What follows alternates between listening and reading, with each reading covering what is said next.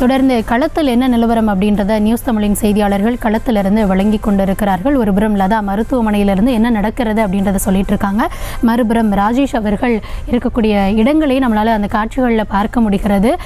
தெருக்கல்ல ஒரு சடலம் இல்லை, தெருதோறும் சடலங்களாக இருக்கிறது அப்படின்னு அவர் முன்னமே குறிப்பிட்டிருந்தாரு. மீண்டும் ராஜேஷோடு இணைகிறோம். ராஜேஷ், நீங்க முன்னமே குறிப்பிட்டிருந்தீங்க தெருவுக்கு ஒரு சடலம் அப்படின்றத தாண்டி தெருக்கல்ல இருக்கக்கூடிய இல்லங்கள் தோறும் சடலங்களாகவே காட்சியளிக்கிறது அப்படின்னு சொல்லியிருந்தீங்க. தற்பொழுது அங்கு மக்களின் மனநிலை என்னவாக இருக்கிறது, பாதுகாப்பு ஏற்பாடுகள் எப்படி இருக்கிறது, என்ன மாதிரியான ஒரு சூழல் அங்கு இருக்கிறது?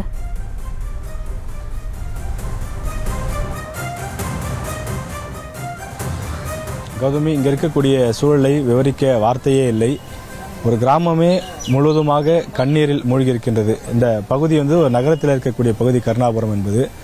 நாம் இருக்கக்கூடிய இடத்திலிருந்து சுமார் 200 மீட்டர் தூரம் தான். இந்த 200 மீட்டர் தூரத்தில் 15 சடலங்கள் இருக்கிறது என்றால் உங்களால் நம்ப முடியுமா என தெரியவில்லை.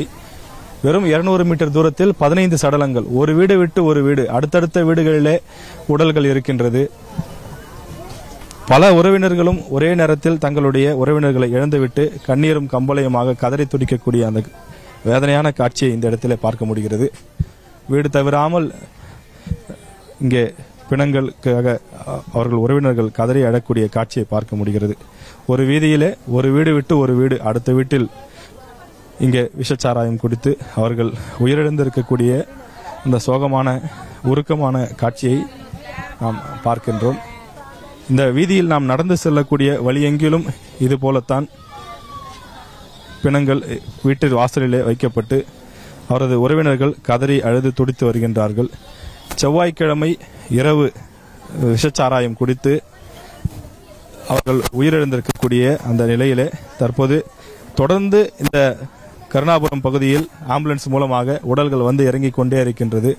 இறந்தவர்களுடைய எண்ணிக்கை 30 கடந்து 32, 33 என இருக்கக்கூடிய நிலையில இந்த கருணாபுரத்தை சுற்றி இருக்கக்கூடிய பகுதி என பல பகுதிகளிலும் வீர சோழபுரம் என்ற உள்ளிட்ட சில கிராமங்களிலும் இங்கிருந்து விஷச்சாராயத்தை வாங்கி சென்று குடித்தவர்கள் உயிரிழந்திருக்கின்றார்கள்.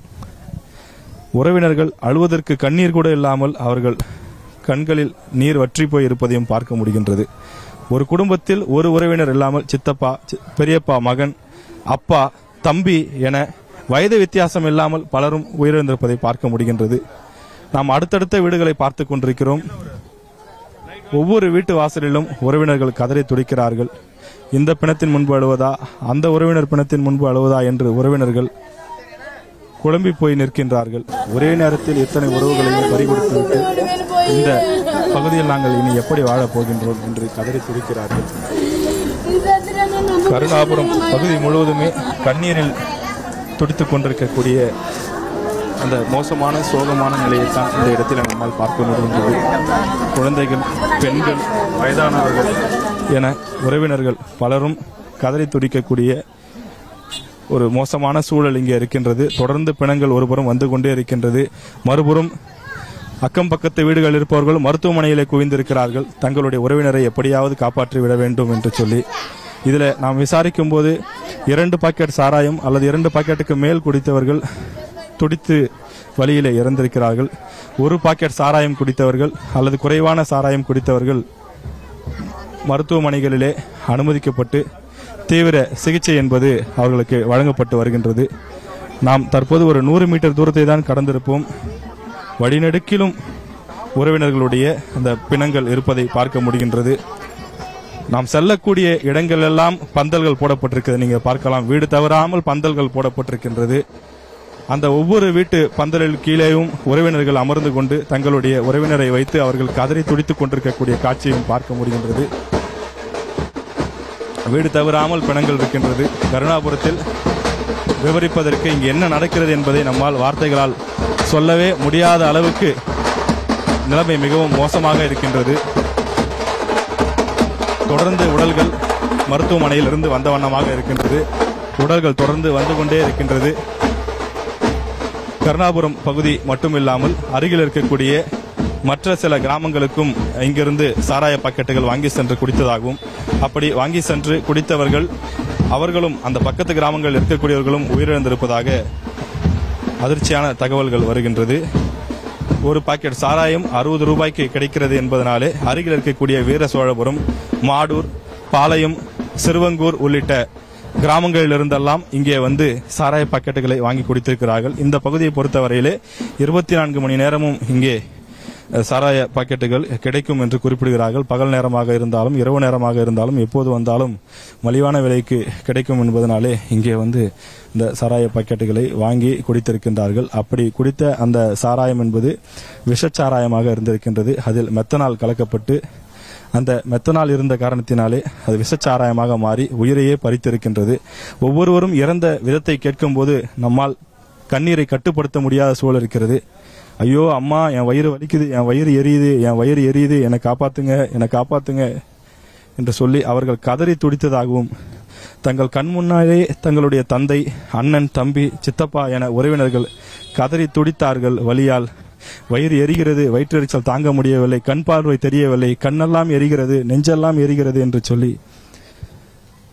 நுரையாக வாந்தி எடுத்து அவர்கள் கண்முன்னே சுருண்டு விழுந்து துடித்திருக்கின்றார்கள். இப்படிப்பட்ட மோசமான ஒரு சூழ்நிலை யாருக்குமே வரக்கூடாது என்பதுதான் இங்க இருக்கக்கூடிய உறவினர்களுடைய செய்தியாக இருக்கின்றது. விஷச்சாராயத்தால் ஒரு கிராமம் மட்டுமின்றி, ஒரு மாவட்டம் மட்டுமின்றி, ஒட்டுமொத்த தமிழ்நாடே தற்போது கண்ணீரில் மிதந்து கொண்டிருக்கிறது.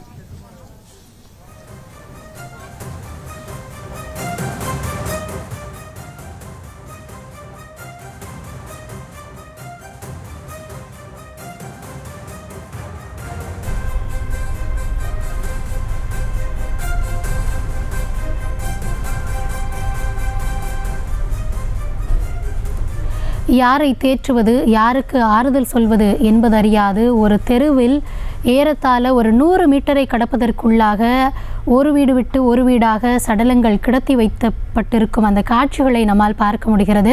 ராஜேஷ், உங்களுடைய நீங்கள் அதை விவரிக்கும் பொழுதே உங்கள் தொண்டை அடைக்கும் அந்த சோகம் எங்களுக்கு புரிகிறது. அங்கு இருக்கக்கூடிய நிலை என்னவாக இருக்கும் அப்படின்றத ஏறத்தாழ சற்று உணர்ந்து கொள்ள முடிகிறது. தொடர்ந்து களத்தில் இருந்து நீங்கள் தகவல்களை வழங்கி கொண்டிருக்கிறீர்கள். ஒருபுறம் சோகமாக உறவினர்கள் இருப்பவர்களின் சடலத்தை பார்த்து அழுது கொண்டிருக்கிறார்கள். மற்றொரு புறம் துறை சார்ந்து பாதுகாப்பு எந்த அளவிற்கு அங்கு இருக்கிறது அப்படின்ற ஒரு கேள்வியும் முன்வைக்கப்படுகிறது. தொடர்ந்து பார்க்கலாம். அது வந்து கவர்மெண்ட் மூலமா விக்கிற சரக்கு. அவன் குடுக்கறான், அவன் விக்கிறனால கொண்டு வந்து விக்கிறாங்க. இதே சட்டப்பூர்வமா கள்ளச்சாராயம் விற்க கூடாதுன்னு சட்டத்துல இடம் இருக்கு. ஆனா இருந்தாலும் இவங்க தெரியுமா விக்கிறாங்க.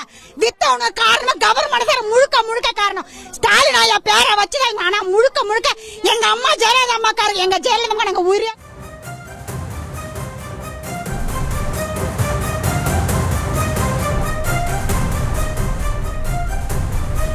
தொடர்ந்து நம்ம காட்சிகளை பார்க்க முடிகிறது.